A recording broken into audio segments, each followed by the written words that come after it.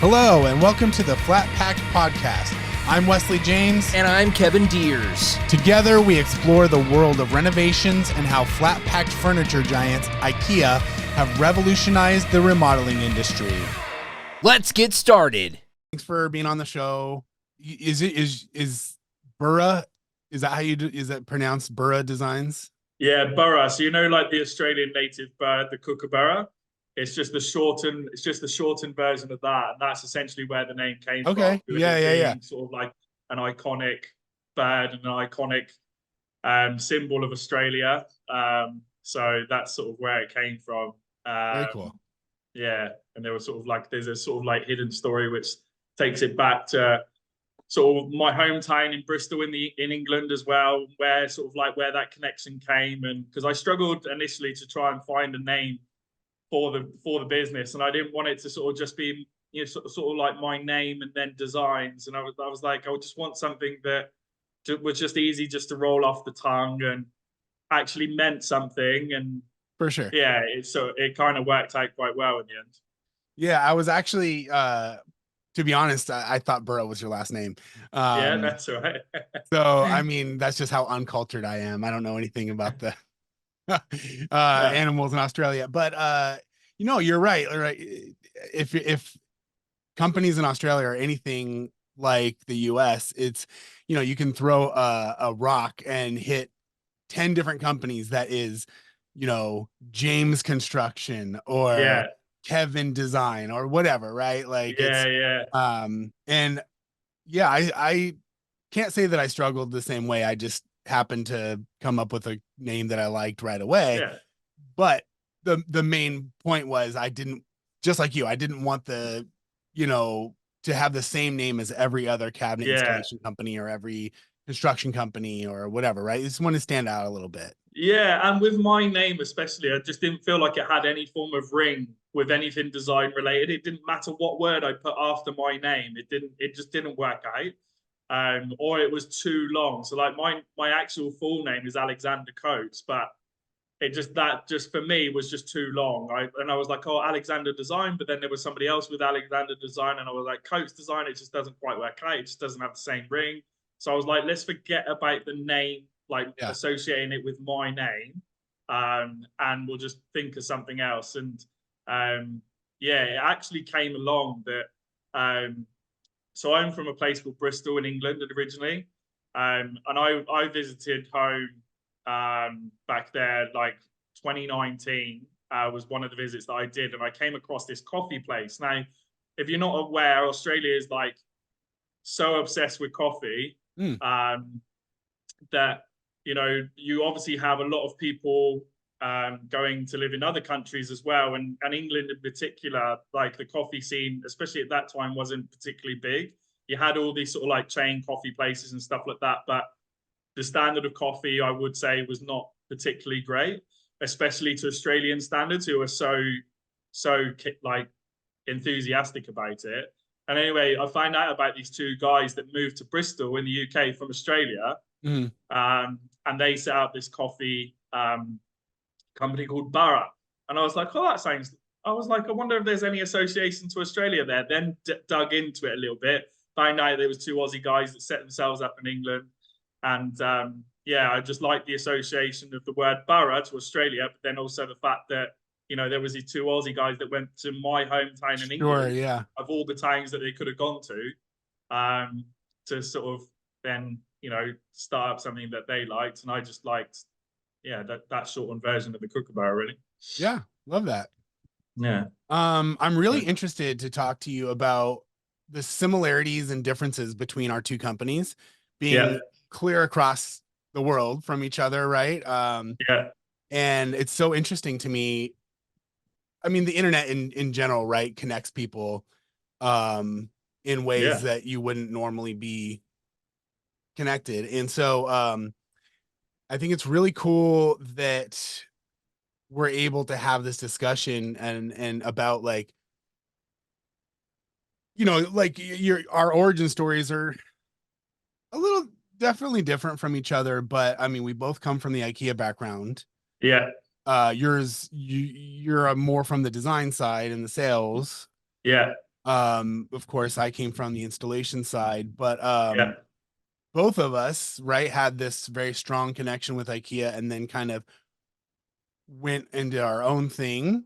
yeah, Um, also using third-party doors, yeah, which is huge. I mean, yeah. huge, It's massive. you It's know, massive. and um, I was curious how many companies are out there in Australia making doors, custom doors for IKEA cabinets. So specifically, there's four. Um, One of them, though, also making doors for like other companies as well, or other kitchen cabinetry as well. So if you were to really sort of like hone in, their origin and their primary focus, then I would actually say three, and they're all based on the east coast of Australia. And one of them specializes in plywood, so they only do plywood. They don't do any other material doors.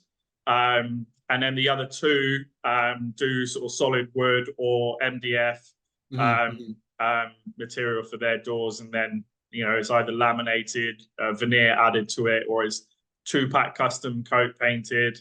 Sure. Yeah, so but yeah, it's I feel like it's a massive opportunity really for anybody really getting into that sort of world. And I noticed obviously recently you released your own range of doors as well, which Yep. is pretty cool. Yeah, very cool. Yeah.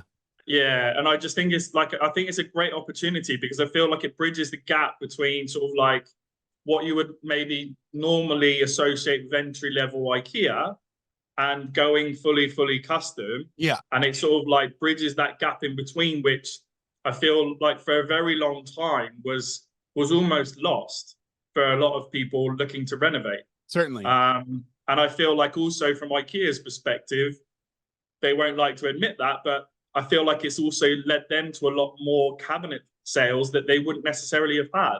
Oh, 100%.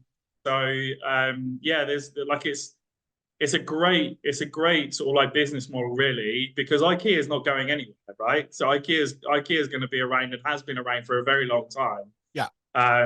And they will be, continuing to do that. So, I think as much as there's obviously companies in the US, Canada, Australia, there's also a ton over Europe as well. Sure. Which Yeah. Yeah. I know it's pretty huge in Europe. yeah, so it's the only difference being, I think, obviously the IKEA system in America is different to the system that we use in Europe and also in Australia. So in respect to the cabinetry systems, Yeah, named we use section, I section think and yours is what, Metod? that's the one. Yeah, that's Yeah. the one. I'm not sure how different they are. I think they're very similar. Yeah, But I'm sure it has something to do with geographic yeah, whatever. yeah. But yeah, let me ask you this. I mean, are you finding yourself only doing designs for people who want the third party doors, or are you No. you have a lot of projects that are still straight IKEA? Yeah, we do a lot of projects that are still straight IKEA. And I guess the sort of like appealing thing from clients' perspective, why when they consider using us as opposed to designing it themselves or going into an IKEA store and whatever. Like Australia is a huge place. Some people are just not connected to an IKEA store at all, but Sure. love the concept or the clever little things that they do with their cabinetry, and how they utilize every little bit of space. Designing the cabinets, or like their design model may really set up for smaller spaces but benefit in larger spaces at the same time. Yeah. And yeah, we definitely get like a good mix of people wanting third party as well as standard IKEA. And I think, like I said, in terms of the appealing thing is people knowing that we have the experience of designing IKEA cabinetry for 12 years, but we also have that knowledge of installation as well. So we're not installers, but we have project managed installation of IKEA projects in the past. So Sure. the previous company that I used to work for, they were specialists in IKEA kitchens, Yep. But when we used to go out to site to measure up and do the design, we also used to have to quote for all the electrics that had to be done, all the plumbing, all the tiling, all the rendering, drywall, gyprocking, all of those sorts of things as well. So what that naturally gave us is then the ability to be able to say to clients, okay, look, if you look at moving this service from here to here, you can expect it to be able to cost you in and around this sort of figure. Or it might be that actually, you know, this is going to be really tough and really difficult to move if we're able to move it. So it just made for the quality of the designs to be that little bit better as well. Sure. And being able to communicate to clients, look, we've done the design, or this is what we're thinking about with the design.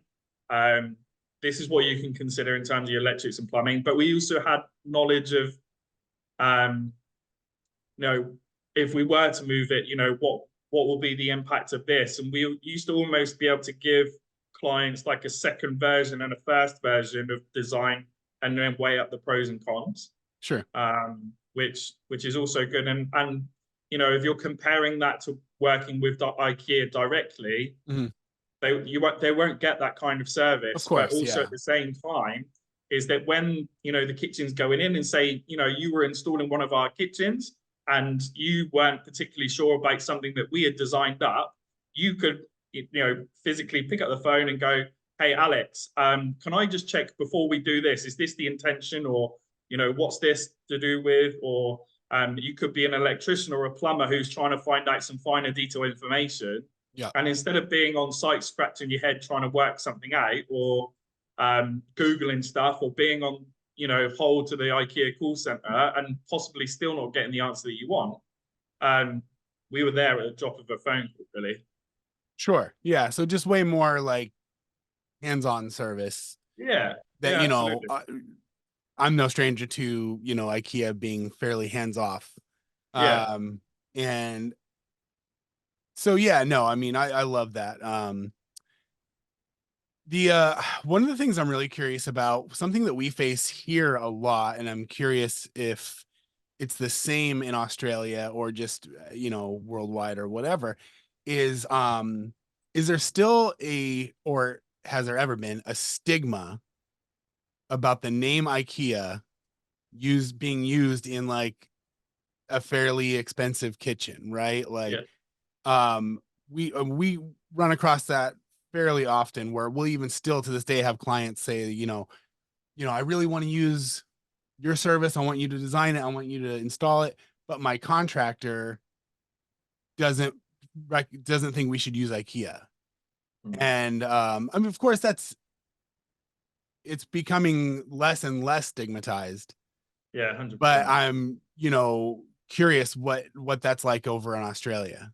Yeah, it was the same in Australia and also the UK as well. Like, I feel like sometimes, you know, obviously because there's a narrative that it's, you know, affordable, that the quality is not necessarily there. But I think a lot of people, unfortunately, don't realize the larger scale and the, you know, of IKEA and how they're able to remain affordable, whilst also maintaining quality in their cabinetry, especially. You know, they're mass producing this product globally, right? So. Yep. Whereas they would be competing against people that might only be mass producing their products nationally and only just being able to keep in line with the affordability and maintaining some kind of quality with IKEA. And I think, to be honest, I think the association with third-party door companies has elevated the perception of IKEA. And I feel like also during COVID and also the global downturn, even in 2008, people were looking for alternatives to custom cabinetry because they were short on cash. So, or their projects were running, you know, way above what they were expecting to spend. And they had to draw back in certain areas. And IKEA, I think, actually benefited from that. And then when people started using it, and when builders started installing it, like the one, not actual kitchen installers, but builders were installing it. And then they go, do you know what? This stuff's actually quite good. And then the perception started to change. And Yeah, the same during COVID when like materials were just getting out of hand in terms of cost, but also supply.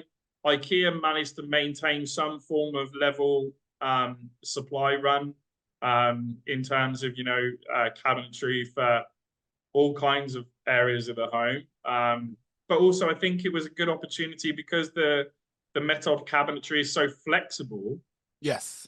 that actually you can associate it with kitchens, of course you can, but it can also do laundries, it can do mud rooms, it can do home offices, it can do wardrobes if you wanted it to do wardrobes.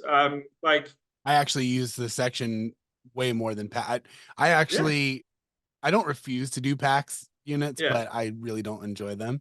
yeah, And I don't know if it's the same for Metod, but the section cabinets are actually a little bit deeper on the inside yeah, they are. than Yeah, the it's the same. packs. And so you actually, when you go to hang a item of clothing, right, you get a little bit more space there, which I think is Yeah, strange, because the packs is like meant for clothing.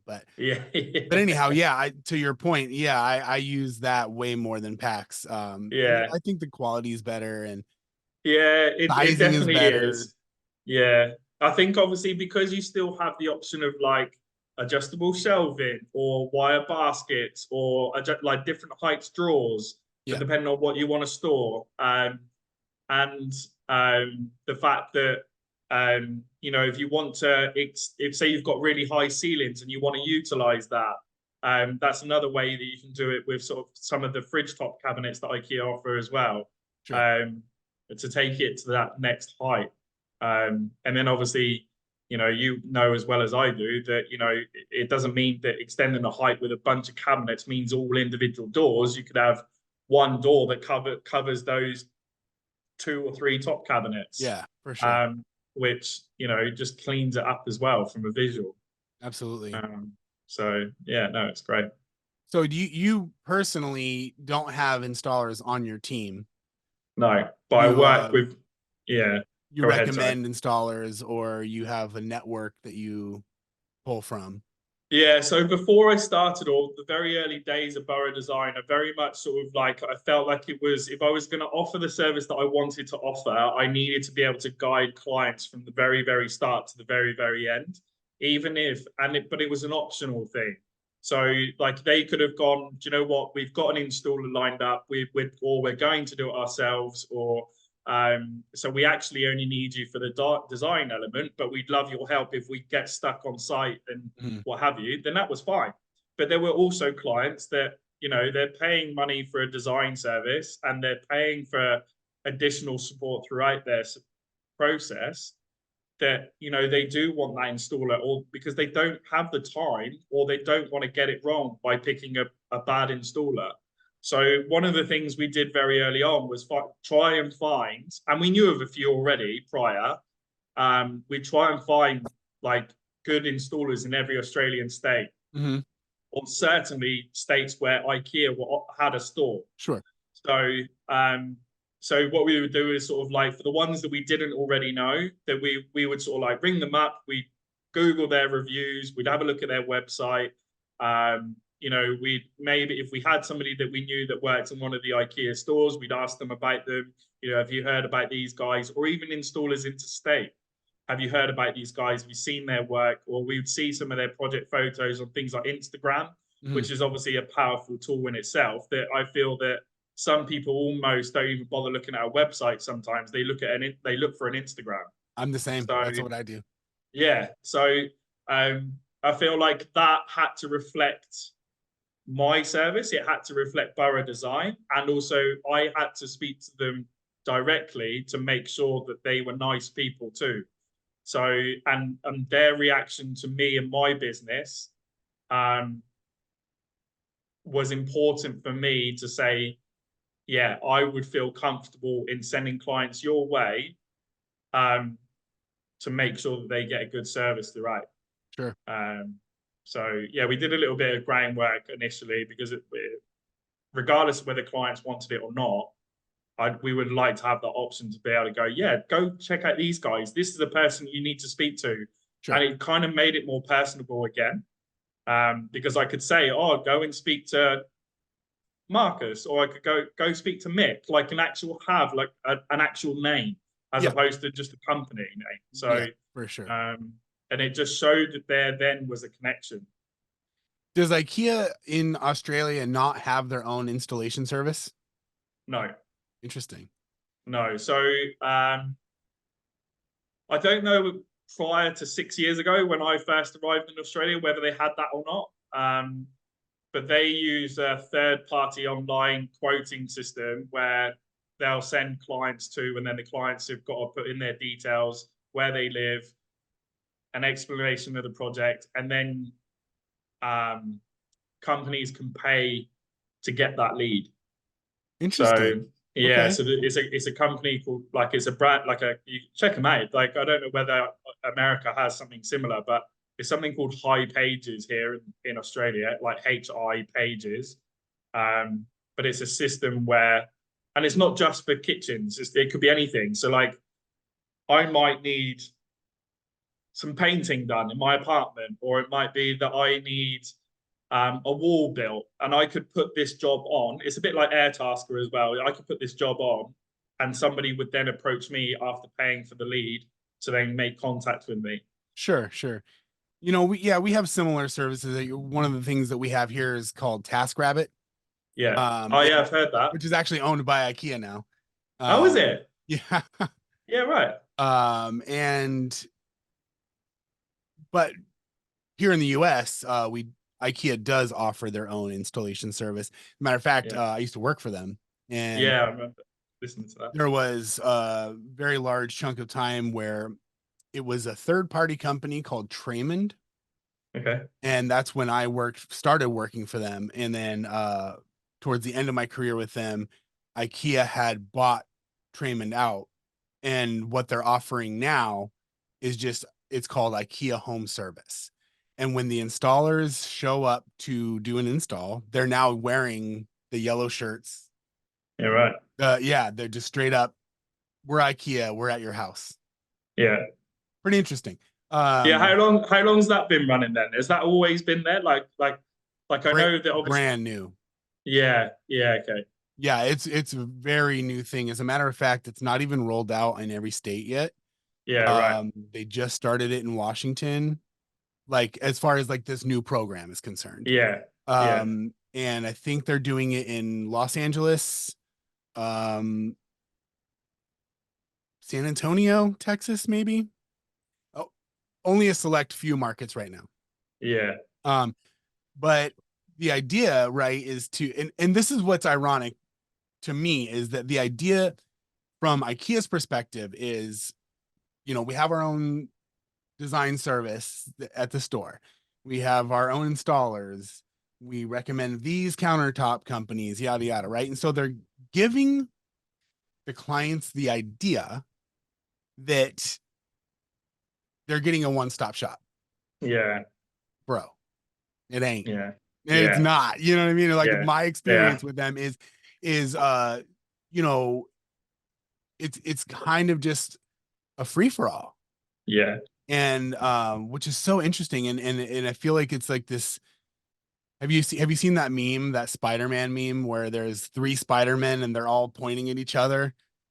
Right? No, Like, I haven't. well, it's like they're all kind of like, who's the real, or like who's the fake or whatever, right? And but I feel like getting your kitchen remodel through IKEA is a little bit like that, where if something goes wrong, everyone is just kind of like, it's not my responsibility, right? Where you know, a corporate company kind of has to be that way. But what my business and your business is offering is a way more honed in, hands-on, more like a one-stop shop. And I don't know if you help clients with purchasing their products. Yeah, but that's a big service that we offer, that we're getting to the point where we kind of just insist that, hey, you're going to pay us to do this service for you.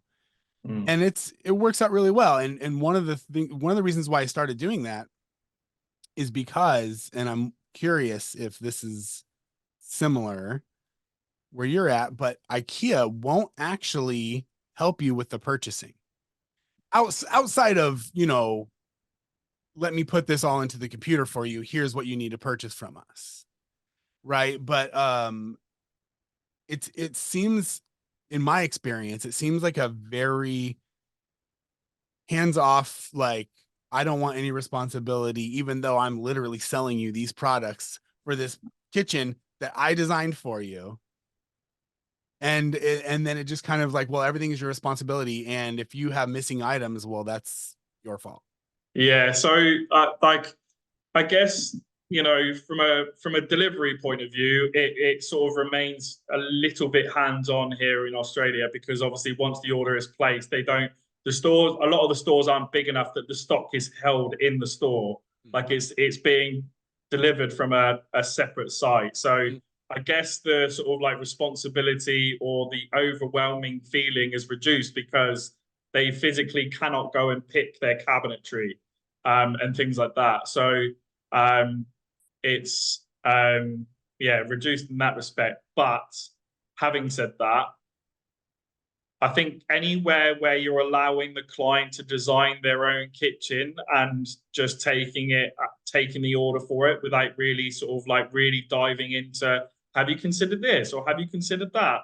I feel like that is a very sort of like hands-off approach sometimes, but also I feel like you're right that you could also go into IKEA, speak to one person who has their opinions and their experience. They could go away, assess the design, think about what they might want to change, go to IKEA again, speak to somebody else who's got their own design opinions and experience. And I feel like at that stage, unless everybody is consistent, which is really unrealistic to achieve in terms of everybody's experience and knowledge and opinions, it is going to start to feel very overwhelming straight away. And like you said, from a design perspective, you've got your set of opinions, but you've got your set of knowledge. The clients come to you directly to gain that, but also understands the value of just being able to deal with somebody or just one person. So they don't get mixed feelings or they don't get mixed knowledge and things like that. And then when you turn around and go, yeah, that's fine. And what we'll do is we'll go and order it for you now. Yeah. They go, oh my God, I wasn't expecting that. So it's like value-added service, but also at the same time, they're like, that's exactly the reason why I engaged with you, because I wanted somebody to take control of this for me. Sure. And as well as I do, and even from a personal level, it can be overwhelming for people even before they start. They with a renovation, they could be going, oh my God, I've got this to do and I've got that to do. And I don't know about this. Will this look good together? Will this look good together? And because of our experience, we're able to draw on that and, help guide people. And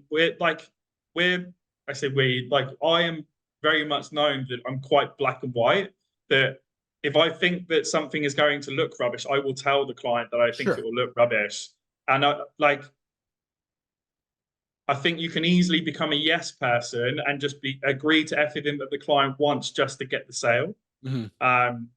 Whereas I sometimes am just open and honest. And if something will look better from another company, or I'll say, have you considered these handles from this company or these doors from this company, and we can achieve that look for you. Again, they might not even be aware of that and the opportunity that they've potentially just missed. So I think there are so many things, including the ordering of IKEA cabinetry for clients, that can make the process for the client feel so more bearable. But the picking of stock, going back to your original point, the picking of stock for anything, regardless of whether it was kitchens or not, I think is overwhelming for some people as well, because there's so much to see and so much. Oh my God. Yeah. It's insane. I mean, to be honest, I don't know how, I guess just because I'm obsessed with this whole system.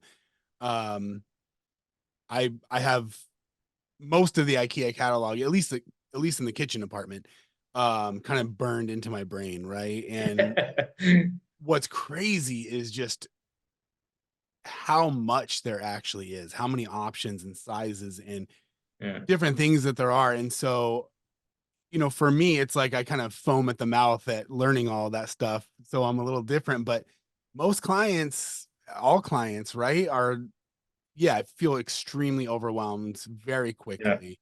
Yeah. And we've actually had quite a few clients who will opt to purchase their own materials Yeah. based on our design, their design, whatever. And, you know, a few hours into the process, they'll kind of come back to us and be like, let me just pay you to do this. It's just too Yeah. much. It's You funny. know, It's funny. I've literally had a couple of clients in the last couple of weeks as well who have done that because they've gone, still don't really understand why I'd pay you to do something that I can do myself or I can go into IKEA and do.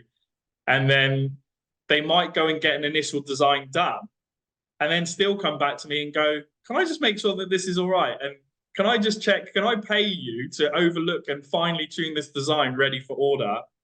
Um, and it that happens a lot more than I thought it would. So there's obviously something there that, you know, people are going, well, no, instead of paying you, that's an area where I can bring back costs or reduce costs. mm-hmm. And unfortunately, very much, I feel like the beginning and the end is the areas, especially where you cannot and shouldn't be cutting your costs, right? Yeah. So if it's installed wrong, you could have spent, especially if you go for third party and custom doors, but you could have spent X amount of money thinking you're going to get this end result, and you've not really done your research or taken somebody's recommendation on an installer, and it looks like an IKEA kitchen still, if Yeah. that makes sense. Yeah. No, Because definitely. it's not squared off, you know, the fronts and the hinges of doors and things like that haven't been adjusted, so they're all like out of line. And yeah. For Yeah. sure. No, we run into that a lot. And it's I would say at very, very least once a month, I get an email from someone who paid, you know, X amount of dollars for their cabinets and doors, and their contractor insisted that they can install it, right? Yeah. Um, and then they email us and say, hey, this is horrible. I can't believe I spent all this money on this thing. I can Yeah. see that you're an expert. Can you help me? And it's funny, right? Because I used to just jump at those opportunities because I'm like, I want to be like, yeah, I am the best at this. And, you know, I'm going to come in and fix other people's mistakes. Right. Yeah. What I didn't realize is that when people are in that mode, or they're in that section of their project, right, and they're exhausted and they're disappointed and everything, they're also, their budget's gone Yeah. because they've already spent it, right? And what happens 99% of the time when I get these emails is I will go through this whole process of, sure, let's set up a meeting for me to come take a look and really gauge the damage, right? Mm. And it's very often very bad. Yeah. And I'll say, okay, well, if you want this kitchen to be at this level where my standard is, it's going to, I have to take this apart, take that apart, order these new, blah, blah, blah, blah, blah. And they're like, well, just to fix this, like, you're wanting more money than I paid for the original. And I'm like, yeah, Yeah. you know, because it's going to be good and done right. And I have to also fix, like, I'm not just showing up and assembling cabinets and putting them in. Yeah. You know, it's like pretty difficult process to take other people's work apart. Yeah. And the willingness to do it as well. Like, you don't have to do that. Like, and It's I taking think, on a lot of responsibility. You know what yeah, I mean? 100%, because anything that happens with that kitchen afterwards is then on your shoulders. It's not on the contractor. The contractor's gone. Do you know what I mean? The contractor's forgotten about. He'll never be seen again or talked to again.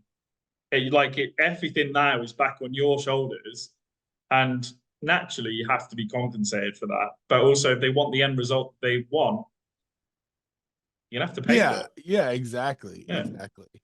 What design program are you using? Are you using So what IKEA provides, or? yeah, Interesting. absolutely, yeah. So we use the IKEA software for the kitchen systems. We use it for the wardrobes, the pack system. We use the Besta system. Um, but even with the Besta sort of like arrangement that they offer, so like the TV cabinetry, I don't know whether in America it's called the same or not. But we use Method for that as well. Mhm. So like any sort of like entertainment areas or stuff like that, we even use the IKEA Method system for that. Yeah, same. But I feel like the feedback we get from clients, especially, is it's a good piece of software for something that's accessible from the general public, but it is clunky. And I'm like, it is, unless you really know how to use it and manipulate it also in certain ways. Because then visually you can achieve everything that really you want to be able to achieve. Are you doing a lot of are you designing a lot of custom sizes? Like, are you doing appliance garages? Are you how do you get around that with the IKEA home planner? So say for example, if there was a particular size built-in oven that the client was planning on using, but obviously is not part of the IKEA range, but we know the installer can create the cabinet and we can get sort of like a fixed panel that goes above and below the oven, we will just put in a 900 mil block on the Okay. software. So it won't show an oven. We'll explain obviously what that block is about. And we'll do the block as an icon in there, and then we'll do like a recess block underneath so it looks like a kickboard, that sort of thing. So, but it doesn't physically show that. And as long as you explain what that is and you put in the design notes what that is, so everybody reading the design understands what that block is, then it's usually okay. And then with things like anything that we can get close to showing, so it might be like an appliance cupboard, or it might be something that we draw up, but then we put a note on the design to say, hey, this section here will actually have a door that spans over two cabinets but unable to show on the design, etc. So again, from our perspective, we know what's going on. The client knows, IKEA knows, the installer knows, anybody else that might be looking or reading the design knows. And that's sort of like a point of difference as well, is the communication, even on the design itself, is a lot more open, transparent, clear for anybody reading that design that necessarily IKEA wouldn't necessarily provide. Sure. So yeah, one of the things that I ran into a lot when I worked for them was people would ask, for custom things that they couldn't do in the design program, and just at the end of the plan package, there would just be a blank sheet of a paragraph of notes. Yeah. And it was just like, how can you sift through this and be like, okay, I know all these, you know what I mean? It's very difficult. I'm curious to know, Alex, do you have, if you could pinpoint in a nutshell, what's your either biggest or most common challenge that you face in the IKEA plus custom doors world? I still think because they know the bones is IKEA, regardless of whether they're getting custom doors or not.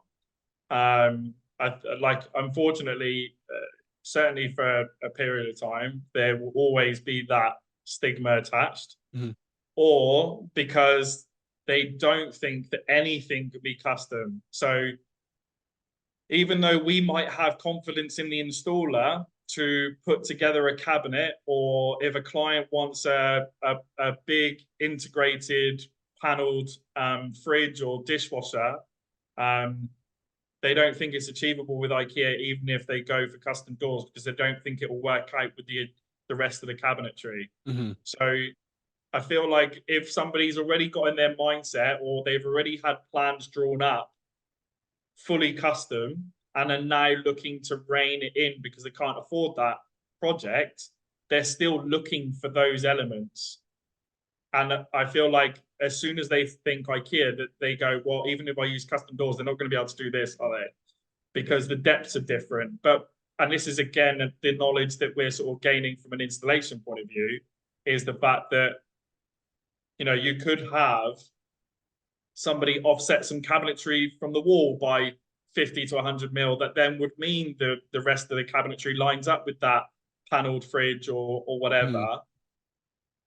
Whereas they don't think of that. They go, well, the depth's different, so it's going to stick out past the rest of the cabinetry. And it's until they speak to somebody who knows what can be done, they almost become disheartened and discount IKEA altogether. Interesting. Yeah. We run into similar issues as far as we're often getting architectural drawings or something from a design firm that, as you said, the client is like, yeah, I've got this great package, but I can't afford it because it's all custom, right? And they'll usually at that point be you know, maybe they have a friend who did an IKEA kitchen, or they saw on Reddit that, hey, you can do this nice thing for much less money.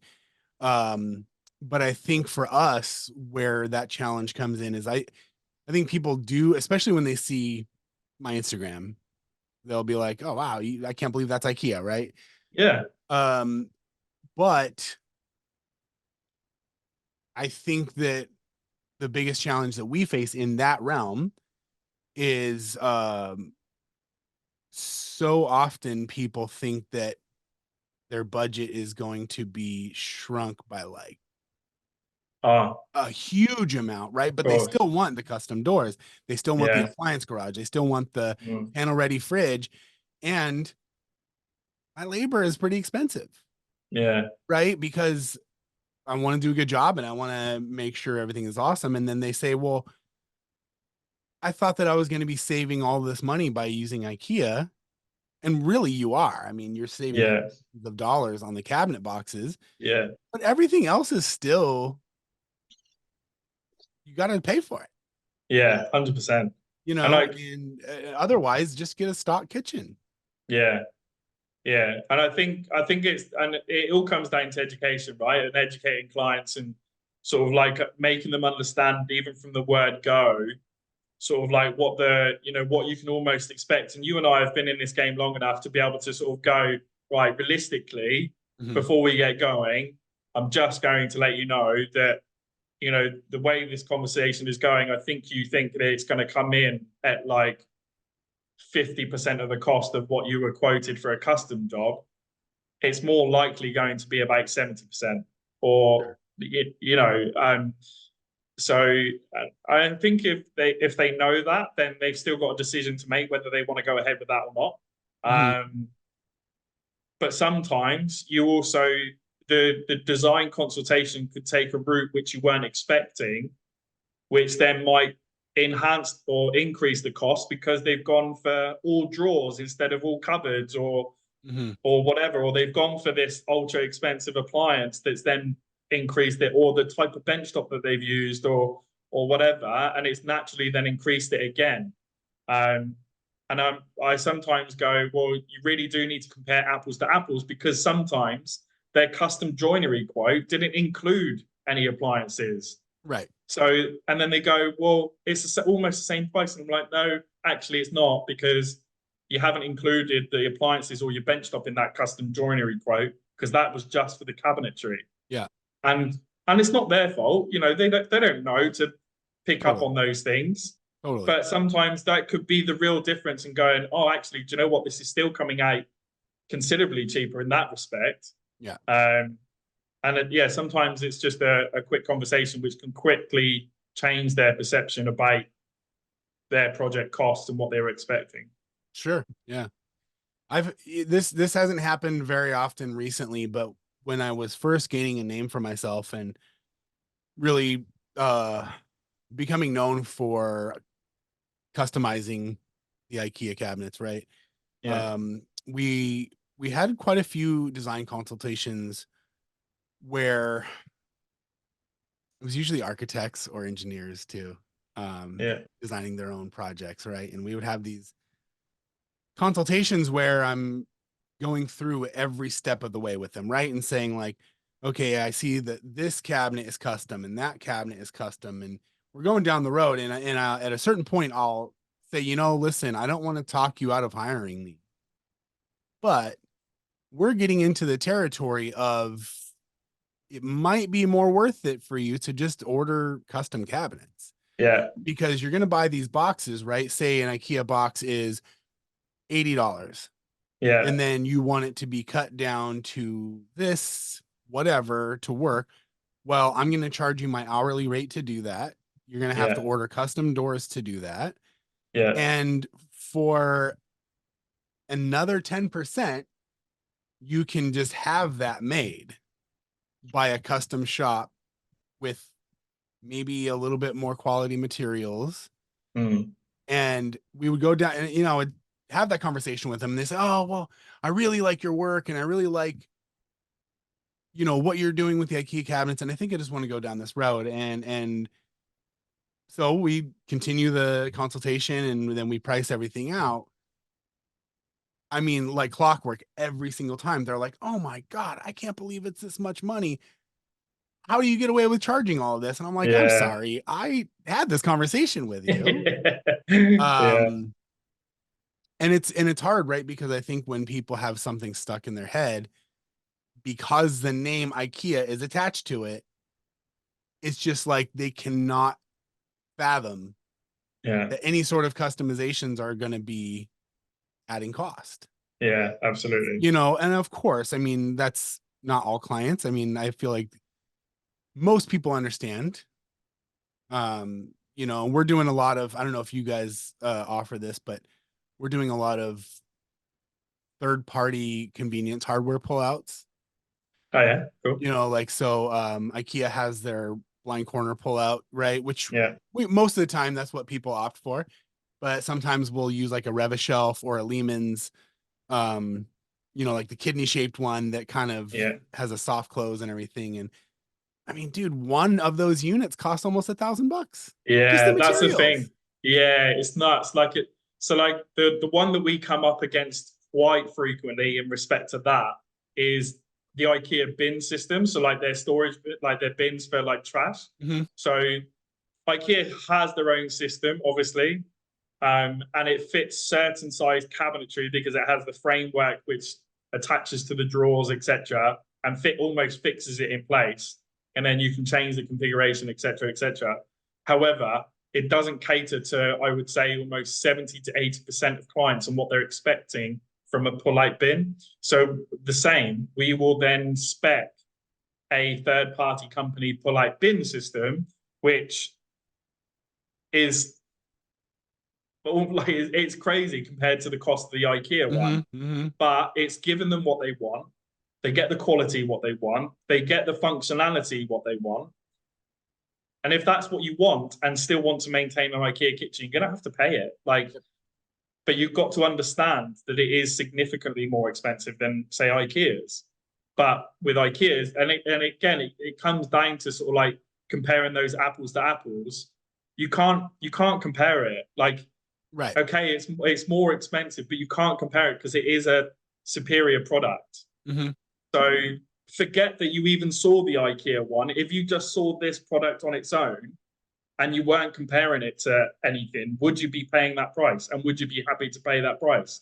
Because you knew nothing else. You knew nothing to compare it to. Sure. And sometimes even with the custom doors, you can go, well, I've designed this kitchen with IKEA's entry-level white door just for the images. So of course the custom doors are going to seem exorbitant in terms of, their costing compared to that. Yeah. But if I were to design this kitchen up using IKEA's most expensive door, the upgrade to the custom doors is actually not that not that much more. Yeah, because IKEA does have some pretty pricey doors. Yeah, exactly. So I think sometimes it's just looking at the bigger picture, right? If they have nothing to compare it to, then actually they would maybe see the value in it because, again, they have nothing to compare it to. So for those third-party storage systems that you're mentioning for the corner units and the bin system that I'm talking about, then it's value for money because they've already seen functionally, it's going to give them what they want. Sure. Yep. So, yeah.